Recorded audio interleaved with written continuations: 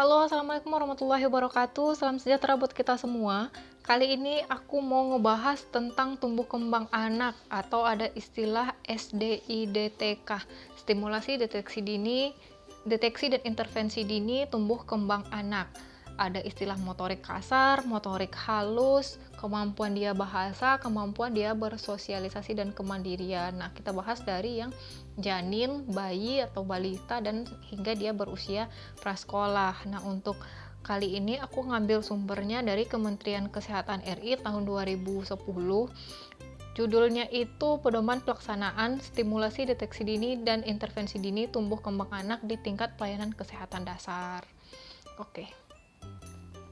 Sekarang pada masa prenatal atau intrauterin atau masa janin di dalam kandungan. Jadi ada beberapa pembagian, yaitu yang pertama ada zigot atau mudigah. Itu konsepsi sampai usia kehamilan 2 minggu. Itu disebut dengan zigot.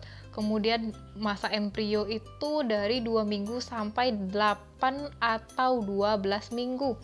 Kemudian masa janin atau fetus itu ketika usia kehamilannya sudah 9 atau 12 minggu hingga akhir bulan. Untuk janin atau fetus ini terbagi atas dua. Ada fetus dini, ada fetus lanjut. Perbedaannya di mana? Kalau yang dini itu 9 minggu sampai trimester kedua. Jadi masa percepatan pertumbuhan terjadi di masa fetus dini. Kemudian mulai terbentuk sempurna dan organ-organnya mulai berfungsi. Kemudian di fetus lanjut itu trimester akhir. Pertumbuhannya pesat kalau di sini. Pertumbuhan pesat, perkembangan fungsi-fungsinya juga pesat di sini. Kalau yang di fetus dini itu kan baru organnya mulai berfungsi. Kalau ini udah perkembangan organnya udah benar-benar berkembang dan berfungsi secara optimal gitu.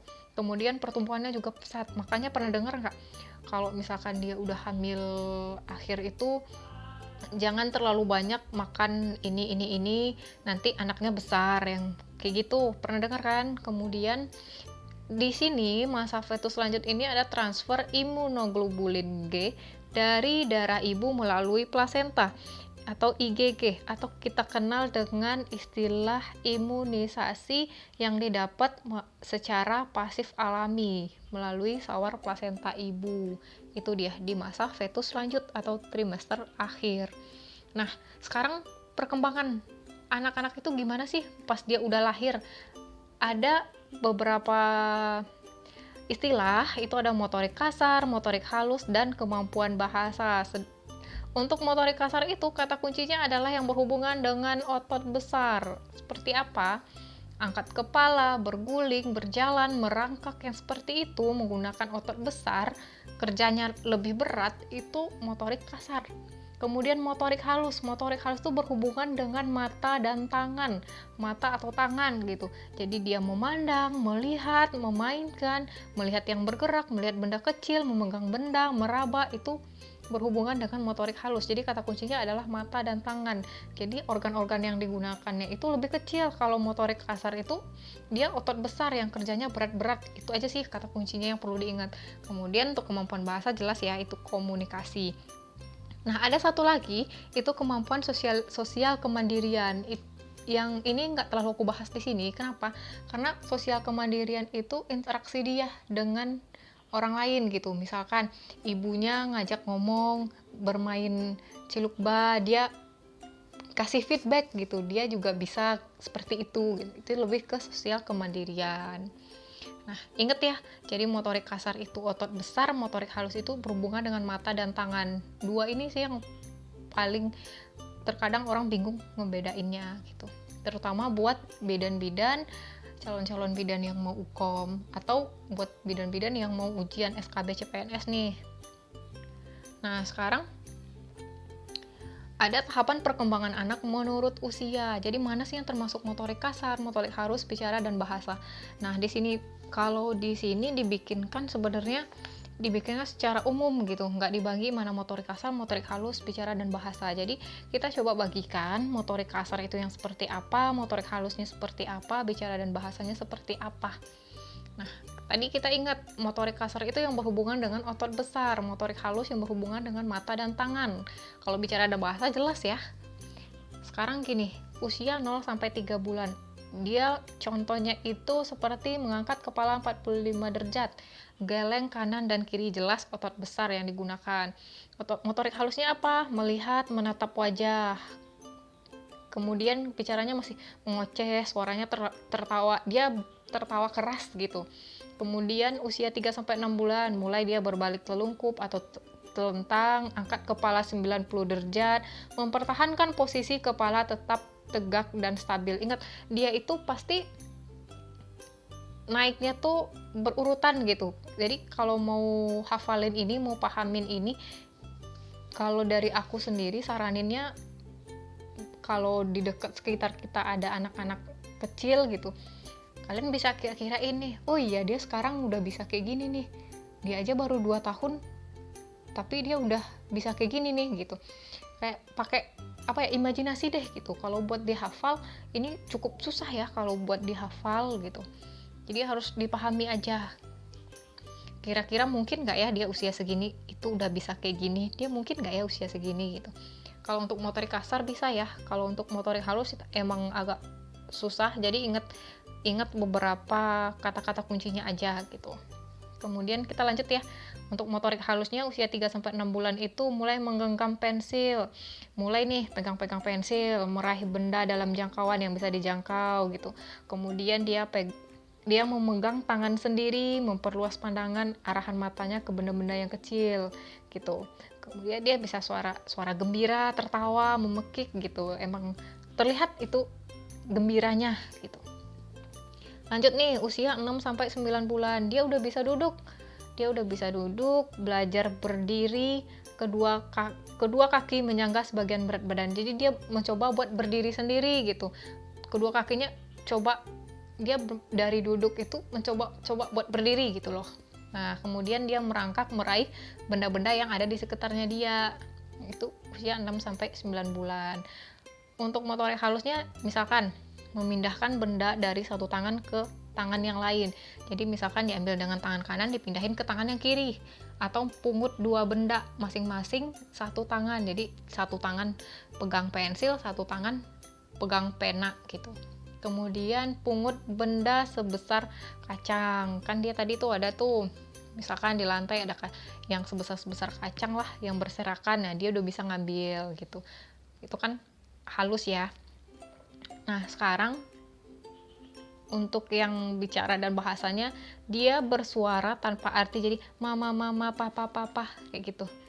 Baba, kayak gitu. Pokoknya tanpa arti gitu. Itu udah di usia 6-9 bulan. Ingat ya, dia bertahap loh perkembangannya. Jangan nanti di 3 bulan angkat kepala 45, terus di 6 bulan kalian ngafalnya langsung ke 6 bulan, nanti balik lagi ke sini malah bingung. Dia bertahap gitu.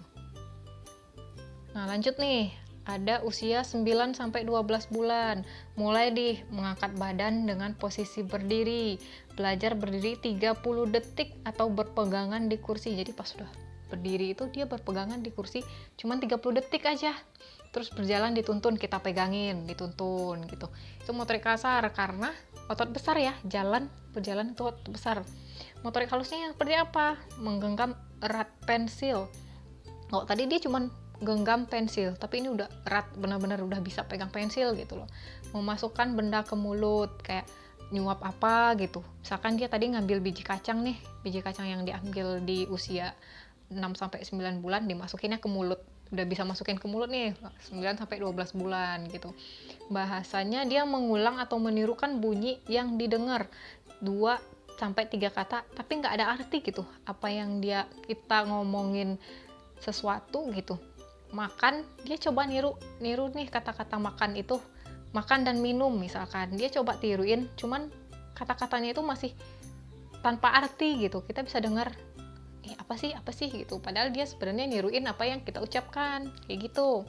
Sekarang lanjut 12-18 bulan, dia mulai berdiri sendiri tanpa berpegangan. Tadi dia berpegangan, lanjut dia nggak berpegangan lagi. Membungkuk ngambil mainan kemudian berdiri. Dari berdiri ambil mainan, berdiri lagi gitu. Mundur 5 langkah. Ingat ya, bukan pacar 5 langkah nih, mundur 5 langkah. Dia udah bisa nih. Kemudian tumpuk 2 kubus memasukkan kubus ke kotak. Jadi menumpuk, dia udah bisa menumpuk 2 kubus, memasukkan kubus tadi ke dalam kotak gitu. Lihat ya, bertahap ya. Dia udah bisa di sini panggil papa dan mama, bukan papa mama, bukan yang kayak gitu ya, beda ya. Di 12 sampai 18 bulan dia udah bisa manggil ayahnya dengan sebutan papa. Dia manggil mamanya dengan sebutan mama gitu. Udah bisa nih, suara menyenangkan gitu. Lanjut, 18 sampai 24 bulan. Di sini udah bisa jalan sendiri tapi masih terhuyung-huyung. Bisa nih menggelindingkan bola dengan kaki, bukan menendang ya, lebih menggelinding-gelindingkan bola gitu. Udah berkembang nih, tadi 2 kubus, selanjutnya 4 kubus, mengambil benda kecil dengan ibu jari dan telunjuk.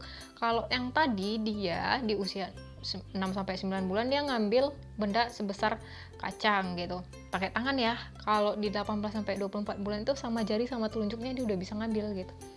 Enggak yang diambil pakai tangan semua, pakai jari dan telunjuk aja dia udah bisa ngambil. Terus bahasanya 3 sampai 6 kata yang punya arti. Kita udah paham dia ngomong apa, 3 sampai 6 kata. Oke, lanjut perkembangan selanjutnya itu ada usia 24 sampai 36 bulan. Motorik kasarnya seperti apa? Nah, ingat 24 sampai 36 bulan berarti 2 sampai 3 tahun. Jangan bingung nanti ya. Dia bisa naik tangga, menendang bola. Tadi bisanya menggelinding, sekarang udah bisa menendang. Tadi jalannya masih terhuyung-huyung, sekarang udah mulai bisa naik tangga gitu. Menendang bola kecil ya. Kemudian motorik halusnya seperti apa? Mulai tadi baru bisa pegang pensil, sekarang dia udah mulai nih coret-coret kertas dengan pensil. Menunjuk bagian tubuh yang mana, misalkan mata nih, dia tunjuk nih, ini mata. Melihat gambar dan menyebutkan warna, itu di usia 24 sampai 36 bulan. Lihat gambar terus dia bilang warna merah gitu. Ya, yang nggak terlalu jelas ya kadang. Tapi di sini bicara baik udah 2 kata. Dia bisa sebut nih, ini warna merah gitu. Dan pungut mainan sendiri. Jadi misalkan mainannya ada di depan pintu, dia udah bisa ngambil sendiri gitu. Ingat aja 2 sampai 3 tahun udah bisa lah ya gitu. Sekarang lanjut. 36 sampai 48 bulan itu 3 tahun sampai 4 tahun. Dia bisa berdiri 1 kaki selama 2 detik. 1 kakinya diangkat selama 2 detik. Melompat 2 kaki. Mengayuh sepeda roda 3. Ingat aja. Otot besar kan ya? Motorik kasar. Kemudian dia bisa menggambar garis lurus. Kalau tadi cuma coret-coret doang, terus berangsur nih, mulai garis lurus, menumpuk 8 kubus, kenal 2 sampai 4 warna. Dia bisa sebut namanya siapa, umurnya berapa, dia lagi di mana gitu. Dia bisa sebut nih satu-satu. Sekarang usia 48 sampai 60 bulan. Itu artinya 4 tahun sampai 5 tahun. Udah bisa berdiri 1 kaki selama 6 detik. Beda ya. Tadi 2 detik. Sekarang udah 6 detik. Lompat 1 kaki, udah bisa menari gitu. Ingat ini udah mau TK. Bisa gambar silang, gambar lingkaran, dan menggambar orang dengan 3 bagian tubuh. Menggambar orang dengan 3 bagian tubuh. Ingat ya, dia bukan berarti dia gambar yang kayak orang dewasa ya. Gambar 3 bagian tubuh, misalkan nih kepala, mata, dikasih hidung. Udah 3 bagian tubuh ya, kayak gitu. Kemudian dia bisa sebut nama lengkapnya siapa. Kalau tadi cuma namanya doang, panggilannya siapa. Terus misalkan siapa namanya, terus dibantu nih sama orang tuanya gitu. Terus dia ngulang yang lebih kayak gitu. Kalau misalkan 36 sampai 48, kalau misalkan 48 sampai 60 dia udah bisa sebut nama lengkapnya sendiri tanpa dibantu. Bisa menyebutkan kata-kata baru yang dia baru dengar, dia udah bisa langsung sebut gitu. Dia udah mau bertanya, kalau misalkan bingung dia udah bisa bertanya, bicaranya mudah dimengerti. Udah paham nih kita kalau di usia 48 sampai 60. Sekarang untuk yang terakhir 60 sampai 72 bulan, ini udah termasuk prasekolah ya. Motorik kasarnya ya berjalan lurus, berdiri 1 kaki sama 11 detik. Pokoknya yang paling udah kayak orang dewasa lah ya, udah bisa jalan lurus, berdiri 1 kaki selama 11 detik. Kemudian udah bisa nih gambar 6 bagian orang dengan lengkap. Tadi cuma 3, sekarang udah 6. Gambar segi 4, terus apalagi menangkap bola kecil dengan 2 tangan. untuk bicaranya dan bahasanya dia udah ngerti arti lawan kata. Kayak apa ya? Pokoknya kita ngomongin ke mana gitu, dia udah ngerti apa arti dari lawan katanya, misalkan ke sana, ke sini, lebih kayak gitu, udah ngerti dia. Ngerti bicara 7 kata atau lebih, udah kayak orang normal bicara gitu loh. 60 sampai 72 bulan, 5 sampai 6 tahun udah ada yang SD malahan ya. Dia bisa berhitung, normalnya seperti itu. Nah, untuk KPSP ini, SDIDTK ini, salah satu penilaiannya itu menggunakan KPSP. Kalau misalkan ditemukan ianya kurang dari 6 atau besar sama dengan 6, jadi 6 ke bawah, berarti artinya ada penyimpangan. Kalau misalkan ada penyimpangan, itu kita lakukan rujukan dan catat penyimpangannya itu di mana. Kalau seandainya jawaban ianya itu ada 7 sampai 8, maka itu meragukan. Kalau misalkan jawabannya meragukan, artinya kita minta ke ibu buat stimulasi lagi anaknya sesuai perkembangannya. Datang lagi 2 minggu, kita nilai lagi, udah ada perkembangan nggak, udah ada perubahan nggak gitu. Kemudian jika hasil KPSP-nya 9 sampai 10 ya, artinya sesuai. Jadi kita puji ibu, kita kasih tahu tetap stimulasi anak gitu. Nah, untuk KPSP, penilaian yang lainnya itu sebenarnya banyak, tapi yang secara umum yang paling sering dibahas itu yang KPSP ini, pertumbuhan dan perkembangan anak ini gitu. Kemudian ada beberapa gangguan tumbuh kembang yang sering terjadi pada anak. Yang pertama, ada gangguan bicara dan bahasa. Ini kemampuan dia, keterlambatan seorang anak itu karena dia nggak berbicara sesuai dengan usianya. Nah, kemampuan berbahasa itu sensitif terhadap keterlambatan atau kerusakan pada sistem lainnya, sebab melibatkan kemampuan kognitif, motorik, psikologis, emosi, dan lingkungan sekitar anak. Jadi, apa sih yang paling berpengaruh kalau misalkan gangguan bicara dan bahasa ini? Itu kurang stimulasi akan dapat menyebabkan gangguan bicara dan bahasa, bahkan gangguan ini dapat menetap. Ada anak-anak yang dia udah usianya 5 tahun, dia masih A, I, U, E, O, masih kayak gitu. Bahkan dia ada yang nggak apa sama kita tanya, dia cuman ya gitu. Bukan karena dia nggak bisa bicara, tapi memang karena gangguan berbicara dan bahasanya tadi nggak kita stimulasi, kita biarkan aja anak nonton TV di depan, kita sibuk kerjain yang lain, si anak nonton TV aja, nggak interaksi sama orang, otomatis kemampuan bicaranya itu nggak akan terasah gitu. Kemudian yang kedua ada istilah cerebral palsy. Cerebral palsy. Itu kelainan gerakan dan postur tubuh yang tidak progresif yang disebabkan karena suatu kerusakan atau gangguan pada sel motorik pada susunan saraf pusat yang sedang tumbuh atau belum selesai pertumbuhannya. Jadi ini berhubungan dengan sarafnya. Kemudian ada sindrom Down. Kalau sindrom Down ini dikenal juga dengan fenotip dan mempunyai kecerdasan yang terbatas. Dapat terjadi karena jumlah kromosom 21 yang berlebih. Biasanya kalau buat yang ini tuh perkembangan anak-anaknya lebih lambat dari anak-anak yang seusia normal. Nah, ada beberapa faktor seperti kelainan jantung kongenital, hipotonia yang berat, masalah biologis atau lingkungan yang dapat menyebabkan keterlambatan perkembangan motorik dan keterampilan untuk menolong diri sendiri. Ya. Kemudian ada perawakannya yang pendek. Kalau perawakan pendek ini mengenai tinggi badan yang di bawah.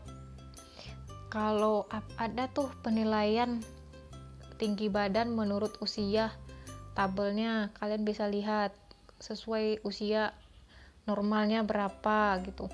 Kalau misalkan dia di bawah -2 SD atau -2 standar deviasi pada kurva pertumbuhan, itu artinya dia ada keterlambatan dalam pertumbuhan. Jadi perawakannya, tinggi badannya lebih pendek. Kalau ini kita ukur dengan ada kurvanya, kurva antara tinggi badan dengan usia. Kemudian ada gangguan autisme. Oh, ini kayaknya salah pengetikan nih. ada gangguan autisme. Gangguan autisme itu pada anak gejala muncul sebelum anak berumur 3 tahun. Ini beda ya. Autisme nih. Autisme itu gangguan pada anak yang gejalanya muncul sebelum anak berumur 3 tahun. Meliputi seluruh aspek perkembangan sehingga gangguan tersebut sangat luas dan berat yang mempengaruhi anak secara mendalam. Nah, pada autisme ini mencakup termasuk di dalamnya bagaimana interaksi sosialnya, komunikasinya, dan perilakunya. Kemudian ada istilah gangguan autisme lagi. Retardasi mental. Ini merupakan suatu kondisi yang ditandai oleh integrasial yang rendah atau IQ di bawah 70. Jadi menyebabkan individu itu nggak bisa belajar dan beradaptasi dengan masyarakat dengan kemampuan seperti orang normal nih, yang IQ-nya di bawah 70. Dan yang terakhir ada gangguan pemusatan perhatian dan hiperaktif atau GPPH. Itu merupakan gangguan di mana anak mengalami kesulitan untuk memusatkan perhatian dan seringkali disertai dengan hiperaktivitas. Ini ada ya, ada juga kuesionernya, kuesioner penilaiannya untuk yang GPPH. Kalian juga bisa lihat di buku pedoman pelaksana stimulasi deteksi dan intervensi dini pertumbuhan dan perkembangan anak. Itu ya, tadi itu ada beberapa kita bikinkan ini. Kita coba bagi mana yang termasuk motorik alasan, motorik halus bicara dan bahasa. Kalian bisa lihat lagi kalau mau lebih mendalam, mau lebih tahu lebih banyak lagi. Tapi ini yang sering, yang umum-umum ditanyain kalau buat yang mau ujian, yang mau UKOM, yang mau SKB, ini yang sering-sering muncul aja yang kita bikinin di sini. Udah sekian ya, semoga apa yang kita sampaikan bermanfaat. Kalau mau dihafal silahkan, tapi alangkah lebih baik dipahami. Kalian cari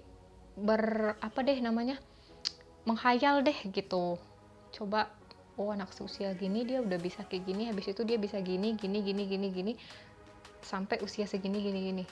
Menghayal gitu. Kalau dihafal mah susah gitu.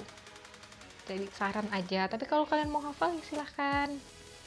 Nah, buat teman-teman semua, semoga apa yang aku sampaikan bermanfaat. Mohon maaf apabila ada salah pengetikan, salah penyampaian, dan salah pengucapan.